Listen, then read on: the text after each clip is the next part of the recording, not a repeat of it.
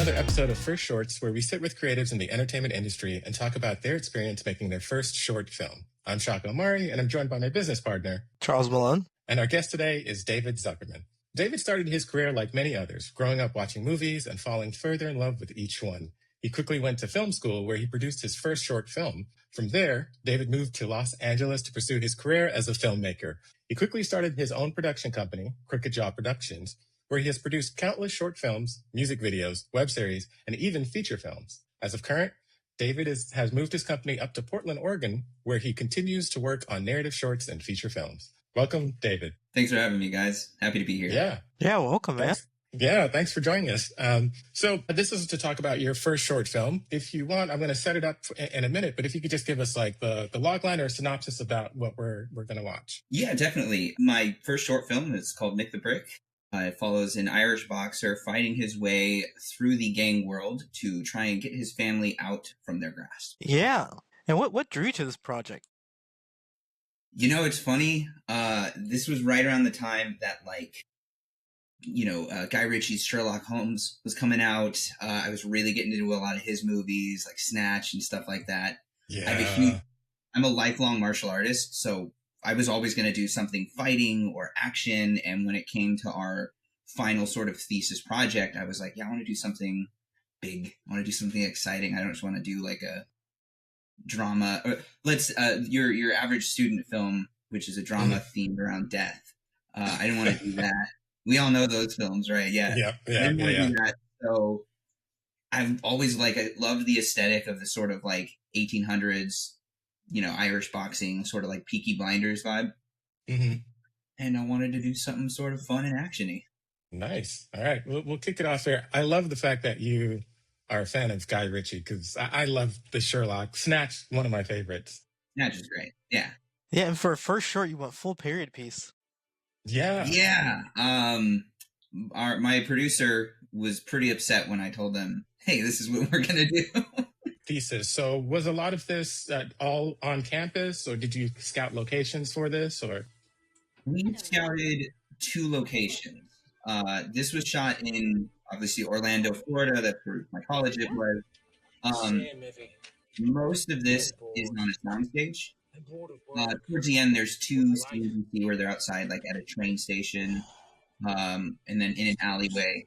Those were shot on location, on like back lots and in actual train stations. What do you love? Okay. So you had kind of like the full sail experience. Ha! Yeah, I guess you could say that, yeah. And were these actors, did you go through a casting process, or were they also in the school as well? Exactly. No, we did go through the casting process. That was one of the cool things about my university, is they really wanted to give you the full picture, the full experience. So we had a casting director on our team. They sent out castings, and these are local actors who would come, maybe they're new actors who don't have a whole lot on their reel. And so going through the school was a great way for them to, get their face out there. Joe Coffey, who plays the main character, Mickey here, he, one, has become one of my dear old friends now, but 2, he went off to be one of the Dodge brothers in their commercial campaign. Yeah. He's killing it on stage now. It's just a really cool place for actors to start and blossom. Nice. So I noticed in the background, like by the window, and I'm the one that always picks out these little things. I noticed it's raining. So did you use like a rain machine for that? Yeah. We my production designer, who, again, one of my oldest friends, her name is Heather Popecki. She was the one who came up with that. Like, hey, we're going to build a rain rig on the window, so it's just recycling the water.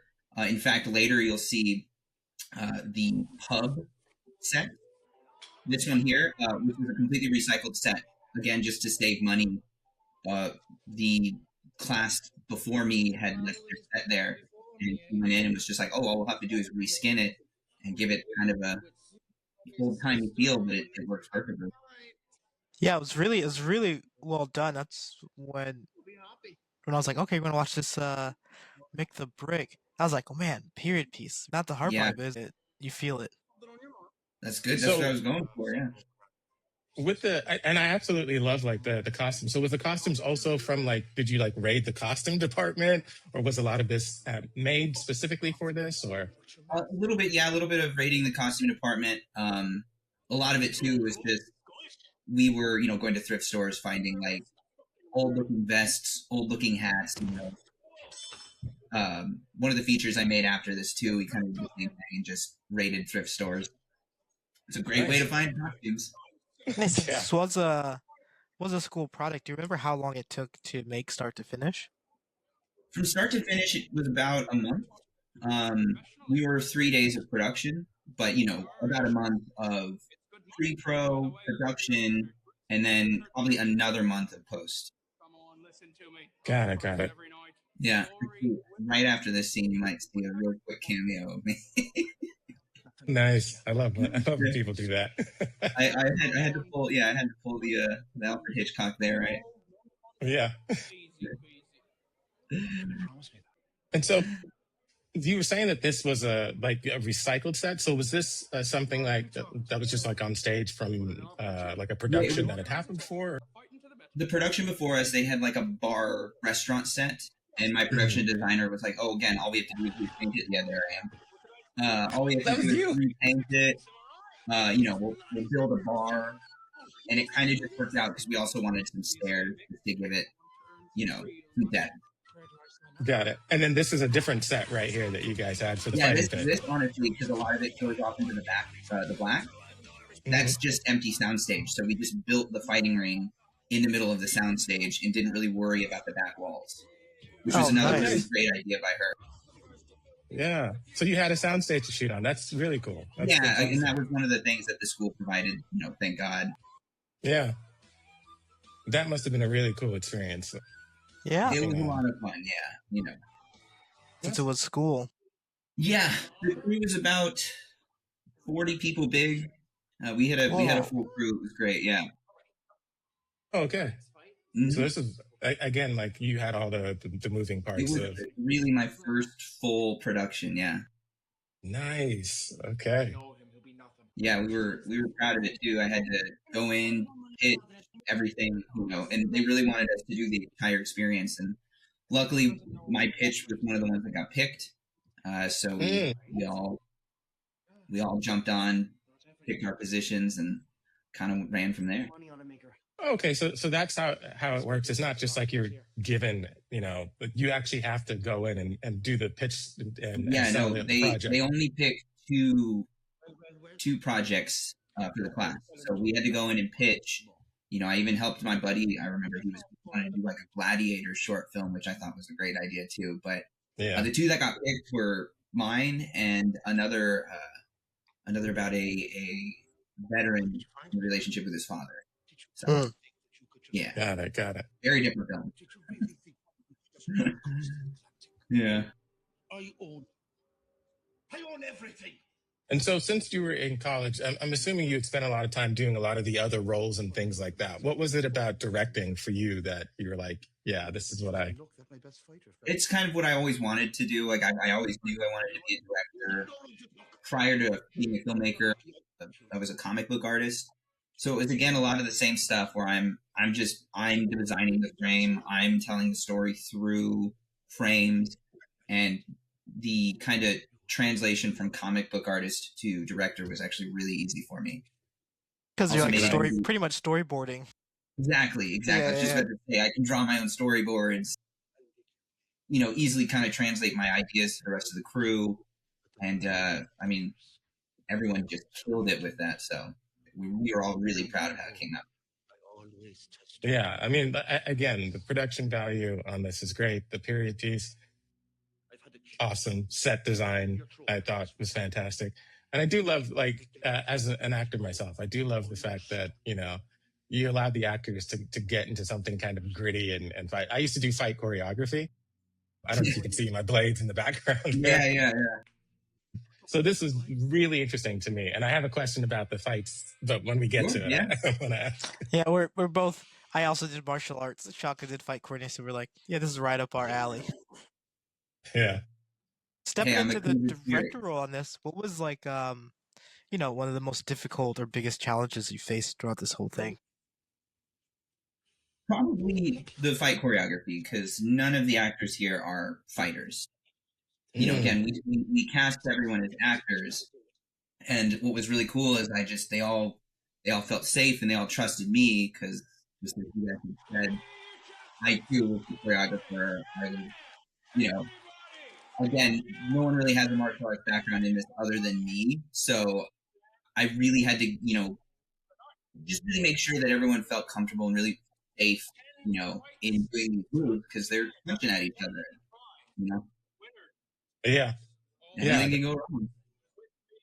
And, that was one of the things that, we were always taught when we had to do things like this, which I'm sure that's what you're alluding to, is that once actors get into it and the energy's up and everything's going, that's when somebody gets clocked or knocked out. Or you get someone who gets a little too excited and they do the wrong move, and now your lead has a black eye or something. Yeah. Exactly. That was great. I really love that little action. improv like that. That's all them. I'm so happy that everyone was so good in this. So you did a lot of the choreography for this. That's what I was very curious about. I did all the choreography. Okay. Yeah, each fight, it's very unique. Thank you. Yeah, it's a different martial art than I'm typically. I have a 5th degree black belt in Taekwondo, so I'm kicks and flying moves and stuff like that. Focusing and translating everything into boxing, that was kind of a different language. It was like Taekwondo or Kung Fu? Then yeah, so like Taekwondo is what my background is in. So again, right, it's big kicks, it's a lot of big moves. That's not going to work in an Irish boxing movie. So it's kind of having to bring everything in close quarters, punches, elbows. Yeah. Yeah, I know. I see the exact inspiration now when you said like the first Sherlock, right? That scene where he like slaps his ears, and they're like, yeah. I think we even sourced some sound effects from that exact sequence, like the slow-mo hits and stuff like that. Okay, yeah, because I know you have one coming up, and I was going to ask about that. Yeah. So when we get there, we can pinpoint it. So did you write this as well? Like, was this all written by you? I did. Yeah. This was kind of my first forte into screenwriting, directing, producing, which years later now that's what I do. I'm working screenwriter, I'm producing the everything that I end up writing, and kind of just worked out that way. Nice. This guy too, terrifying looking man, but he was a lawyer. He was like a local lawyer. He's a big guy. Yeah, he's like a wrestler as well. Just this huge dude. When he came in, I was like, oh, he's got the whole neck thing going. He was just casually curling a 50-pound dumbbell around set to keep his pump. It's a terrifying looking dude. It's awesome. He looked like he really enjoyed this. Yeah, we gave him that wide eye contact just to make him look even scarier. Okay, I was going to ask about that because you can see it in like he's in not the actually slow motion. We just did that. That was a good choice. So for the slow motion, like punches, or the punches that look like it really hits, did they actually have to take that punch? Was that something you had them take the punch and speed up in post, or? No, so all the punches to the body, they were making contact. And again, that was just as simple as a working stuntman as well, teaching them how to pull the punch so you're not hurting. All the punches to the face, no, that's just good lens work. Ah, okay. Yeah. Yeah, because I mean, those are great. Great. And so you could even see that too when you hit him there on the forehead. That's a wrestling punch. He's pulling it. Yeah. So like right there, he's not touching him. But everything to the body, they were comfortable enough taking a little bit of a blow. Just doing a little nap. Yeah. So like, again, lens work. He's not actually punching him there. Mm-hmm. Yeah.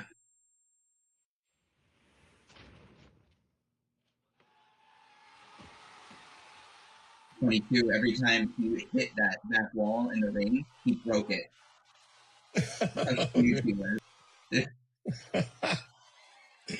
Great work, man, with the fights. Fighting on camera is definitely a skill, and making sure that the punches look good and hit, and I really enjoyed it. Thank you. Yeah, I always wanted to be a Power Ranger when I grew up, and I was lucky enough when I moved to LA, I actually got to work with them. So in a couple of the things, nice. I'm one of the guys in the suit. Nice, that's awesome. Was there so after you pitched it, did they give you a certain budget, and if so, how much did you have to work with? They didn't give us a budget per se. They encouraged us to raise money, which we did. We crowdfunded, I think, around like $2,500. But a lot of what they did provide was the sound stage, the wood. We shot this on film, so wow.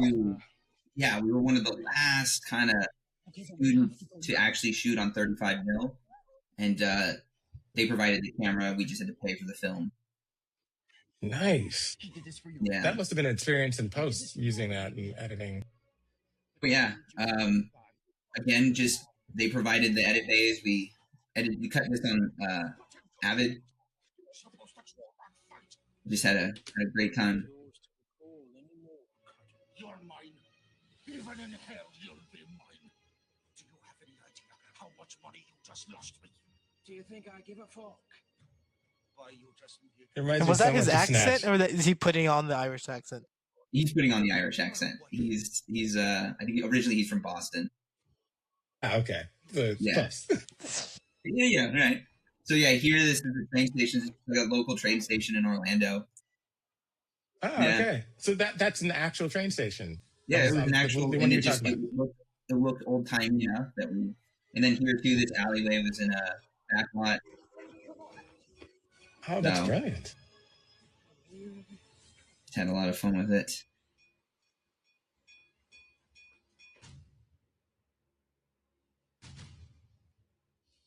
Unbelievable! I cut it. I'm a fighter. Always have. It was fun. Thank you. And after this was over with it being a school project, did you take it out to festivals? Yeah, we did. We took it out to a bunch of festivals, and a couple of the local ones down there, like the Fort Myer Film Festival. For quality, we went to like Mississippi, a couple other places. I even entered it into a local one up in Fairbanks, Alaska. It did pretty well, and from there we just kind of kept producing different things. This was a good calling card to get some work. Nice. And one thing we like to ask, I guess it's like a combo wombo, is like, if you remade it today, would you change anything? If I remade it today, I would probably, I don't know if I'd change anything, but just as a director now, I would change me a bit. We're always our worst critics, and so whenever I watch something of mine, I go, I could have made that tighter. I should have taken another take, But on your first one, you don't really know what you're looking for just yet. Yeah. So that goes to my second question then. Since you would change you, then what piece of advice would you give yourself back then making your first short? Probably the same advice I still give myself now. It's just slow down, take a breath, listen to the people around you. They usually have good ideas. Yeah. You don't have to do everything. Yeah. That is great advice. That is great advice. I think when you're excuse me, in the chaos of everything and doing everything, you tend to feel this responsibility to try to do stuff, and sometimes you do have to slow down and remember you also hired these other people because it's a collaboration, and they're the experts in this. So you're working together because you both believe in this story and this vision. Even as a producer, I sometimes will be like, okay, I gotta do this, and it's like, slow down. Like, you don't have to be in everything and, all of that. As an actor, though, it's fine. I just do my lines. You got full stop. Especially too, as a producer, director, you know, it's like you have 20,000 jobs in your head. Yeah. Man. That's all you need, yeah. Swapping Yeah, out the yeah. multiple hats. Yeah. And as indies, you know, you have to wear multiple hats. Yeah. Right. You just Yeah. have to. That's the reality of it. Yeah. So, I mean, that leads me to a question. After you finished and you've done this and you started your own production company, what was that like for you? Like moving and starting and It was me fulfilling a lifelong dream. I remember when I told my parents, "Hey, I'm going to move to LA," and they, "Oh God, what? Oh, it's so big and dangerous." But that was always part of the plan. I was always going to move to LA, and that was big. Sure, it was scary. No idea what I was doing. Had no place to live. I was homeless for 2 days before I had locked down a place. But that's kind of the risk you gotta take when, you know, you're trying to pursue a career in an art like this. You know, times have changed. LA has even changed, right? I don't know if I'd even necessarily recommend new filmmakers do what I did, but 12, 13 years ago, that was the risk I was willing to take. And it kind of worked out. You know, my production company is still making stuff. We've done 2 features. We're planning to do a couple more. You know, we did a lot of client work, whether that was commercials or music videos or anything like that. You know, we kind of just continued. And the one thing that really just made that all work was, and this is what I always tell people where they're like, "Oh, I really want to get into film or I want to move to LA. What's the one piece of advice you recommend?" And I say, find your tribe, you know, and not like, obviously I'm Native American, but I don't mean like find, when I say find your tribe, find your crew. Find that group of people who you work well with, you guys love what you do. And I was so blessed that I found that almost, you know, immediately in college, but then almost immediately when I moved to LA. I just got really lucky that people enjoyed working with us. And it was every single time we worked with people, they would always say the same thing. "Hey, let me know when the next thing is." And I love that. That means so much to me after, you know, multiple days of 12-hour shoots. Yeah. Yeah, especially when we were in LA and we were out in the desert. Mm-hmm. Next month, I'm flying back to LA again to go take a bunch of people out into the desert and shoot a Zorro short film. Oh, is that what you have coming up next? That is, same thing, I'm directing it. This one I'm not choreographing. We have a wonderful choreographer named Will Sedero, but this one I am acting in.